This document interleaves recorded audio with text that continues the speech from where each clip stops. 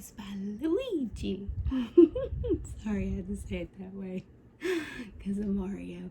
Anywho, my subscriber Luigi requested this book because they had it as a child and loved it as a child, so I'm going to read this for them.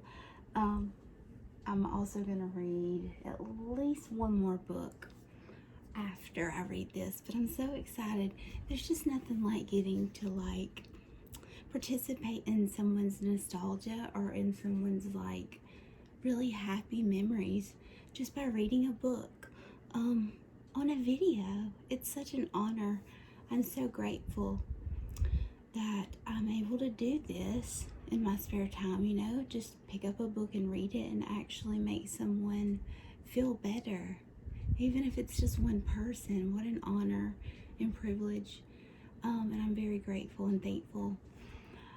So this little golden book, I haven't read this one before, so I'm excited. It's called Grandma and Grandpa Smith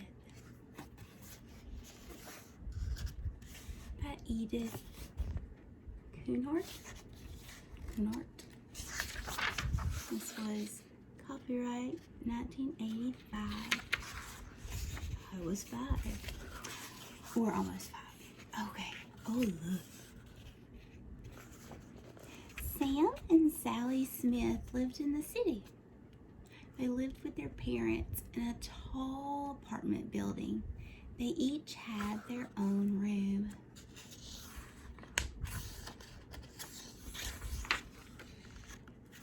Every summer, Sam and Sally went to visit their grandparents in the country. It was their special treat. Grandma and Grandpa Smith met them at the bus stop. How happy they were to see Sam and Sally. Don't you love their clothes? I do. We brought Rex with us so you could see him right away, Grandpa told Sam. Sam ran. Look at Sam's sweet little face. Who was the illustrator? Let's go back. Illustrated by Terry Super. Oh, I'm loving these pictures. Okay, I'm sorry. Let me start back. We brought Rex with us so you could see him right away, Grandpa told Sam. Sam ran to the car. Rex licked him all over his face. Grandma and Sally walked slowly to the car. Did you get a window seat in the bus? Asked Grandma. I had the front seat in the bus, said Sally at almost the same time.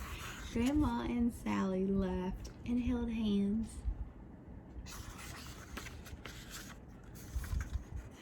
At Grandma and Grandpa Smith's house, Sam and Sally shared a room. They liked that. They could whisper and they could stay up later than they did at home. Grandma and Grandpa wanted to hear all about Mom and Dad. Dad was their little boy, all grown up. Mom and Dad worked all day.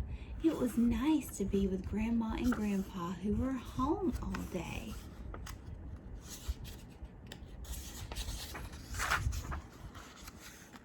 Pretty. Every day of the vacation was busy. Sam and Sally helped in Grandma's garden. They pulled up weeds. They raked. Grandma let Sally cut some roses for the dinner table. Sally was careful not to get pricked by the thorns.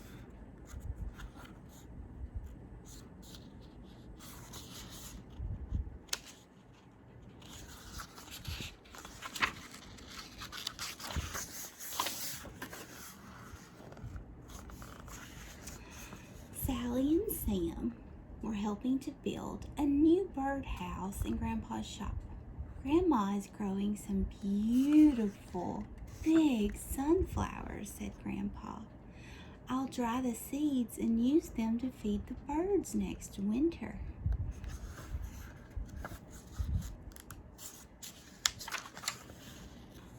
Sometimes they all drove to the shopping mall. There, were rides outside the stores. Sam and Sally went on the merry-go-round. Then they had ice cream cones.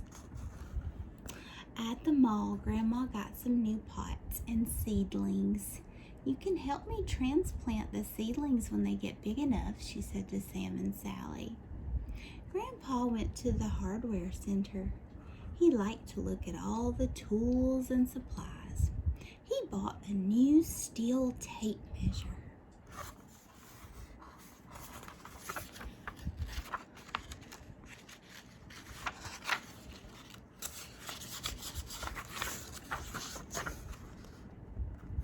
One day, Sam and Sally helped Grandma carry some things to the attic. Grandma started looking in a box. "Oh, look, Sam," she exclaimed. "Here's something for you to take home. It's your father's old baseball glove. He oiled that glove every night so it was soft and shiny. And now look at it. It's stiff and dusty. And here's an old locket of mine, Sally. Would you like to polish it up and take it home? It has a picture of me when I was little."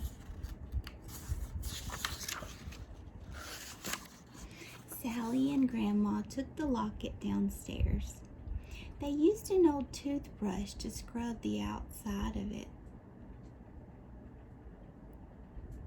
Sally looked and looked at the picture inside the locket. The picture was of a long-haired girl in a high-neck dress. Then Sally put on the locket. She didn't take it off again the whole time she was there, except when she took baths. Sam ran outside to find Grandpa. "Yes, that's your dad's glove, all right," Grandpa said. "Let's clean it up so we can have a game of catch. Then you'll see how good the pocket is." So Sam got some Neat's foot oil and made the glove all soft again. Then he and Grandpa had a game of catch.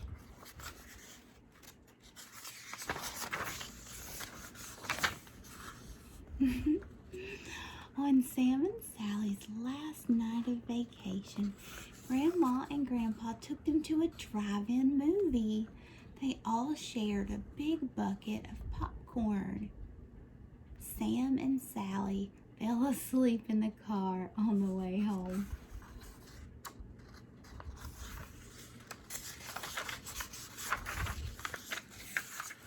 The birdhouse was finished. The next morning, Sam and Sally and Grandma and Grandpa all helped put it up. "We'll think of you every time we feed the birds this winter."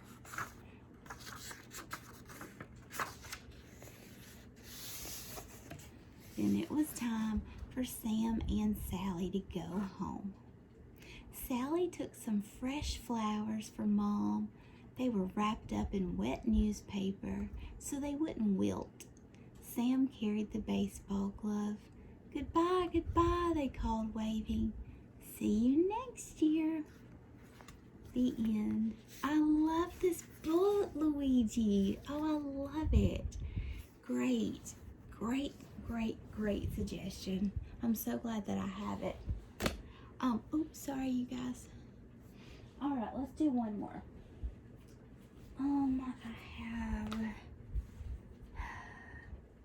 I don't know why, but I want to do this one.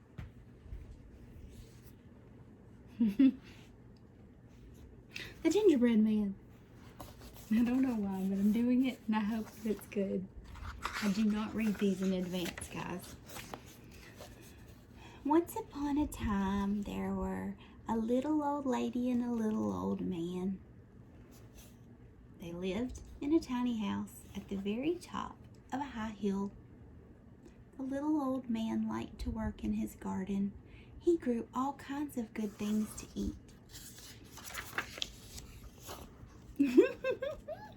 Oh, these illustrations, I love it. Elfrida illustrated this, by the way. Okay, the little old lady liked to work in her kitchen. She baked pies and cakes and cookies. One morning, the little old lady decided to bake something special. "Whatever shall it be?" she said softly to herself. She thought, and she thought. Then she smiled. "I know," she said. "I'll make a gingerbread man." And that's exactly what she did. She gave him green striped candy buttons and a smiling cherry mouth and a currant nose and shiny raisin eyes. Last of all, she gave him a striped candy hat. Then she popped him into the oven to bake. Okay, I shouldn't interrupt, but these old-fashioned metal spoons, oh my gosh. It is so hard to find those. They are so cool. Okay, back to the story.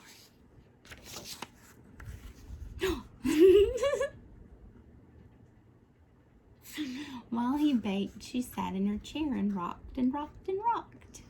Soon, the little old lady opened the oven door to see if the gingerbread man was baked. He was, and he winked at her. I'm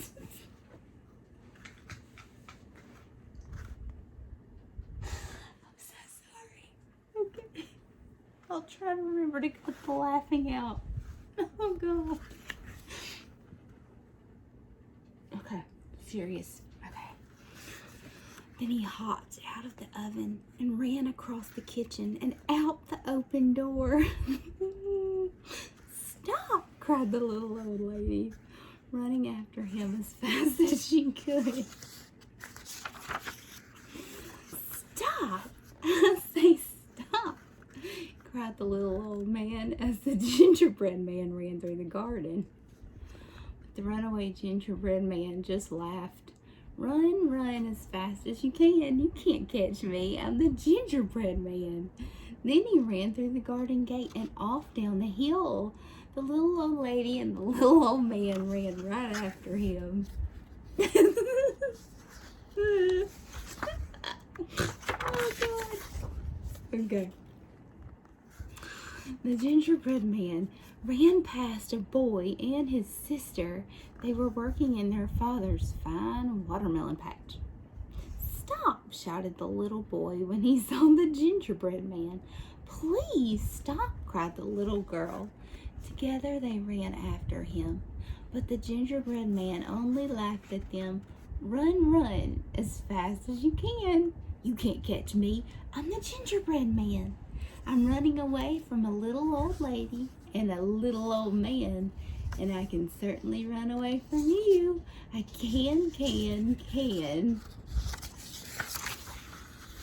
Hey, he's got some great self-confidence. I like it. And he could, because the little old lady and the little old man and the boy and the girl just could not catch him. Here's his little gingerbread foot. He's in the lead. Okay. Next, the gingerbread man passed a pretty gray kitten sitting up on a high fence. "Oh, stop right now, ow," meowed the small gray kitten. The gingerbread man laughed and laughed. "Run, run as fast as you can. You can't catch me. I'm the gingerbread man. I've outrun a little old lady and a little old man and a boy and a girl too. Certainly I can outrun you." On ran the gingerbread man. That was one shocked cow. On ran the little old lady and the little old man and the boy and the girl and the pretty gray kitten. Soon the gingerbread man passed a brown and white cow in a pleasant sunny meadow. "Stop, doo-doo," mooed the cow. But the gingerbread man laughed at the cow. "Run, run as fast as you can. You will not catch me. I'm the gingerbread man. I'm running away from a little old lady and a little old man and a boy and a girl and a kitten too. Why should I stop for you?" Of course he did not stop. He ran on and on and on.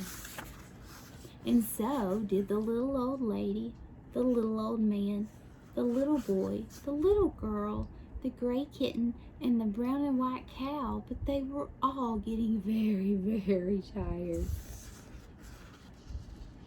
Suddenly, though, the gingerbread man had to stop. He had come to a river, and there was no way for him to cross it. Just then, a red fox peeked out from behind a blackberry bush. "Hop onto my back, gingerbread man," he said, smiling and showing 2 rows of sharp, shiny teeth. "I'll carry you across the river."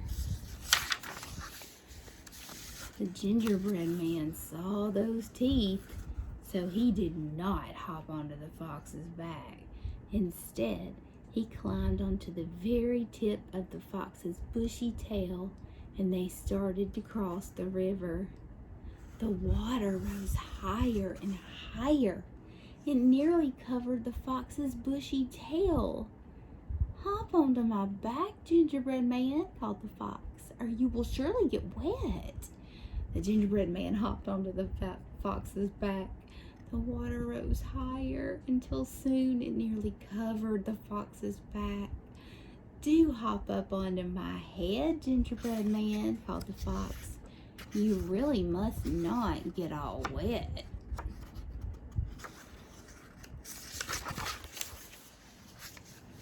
The gingerbread man hopped onto the fox's head. The water rose higher and higher. Even the fox's ears began to get wet. "Hop onto my nose, gingerbread man," called the sly fox, "because I would feel ever so bad if you got wet." The gingerbread man hopped, but he never landed on the fox's nose because suddenly, snip, swallow. The smart old fox ate half of the gingerbread man.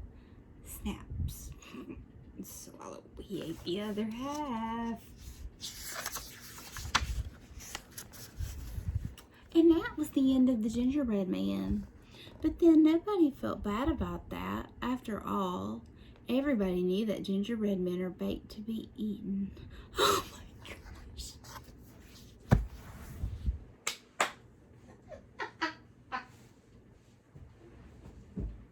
Okay, I'm done. I'm done, y'all. I'm done. This is not going to be, more than likely, this is not going to be a story that puts you to sleep.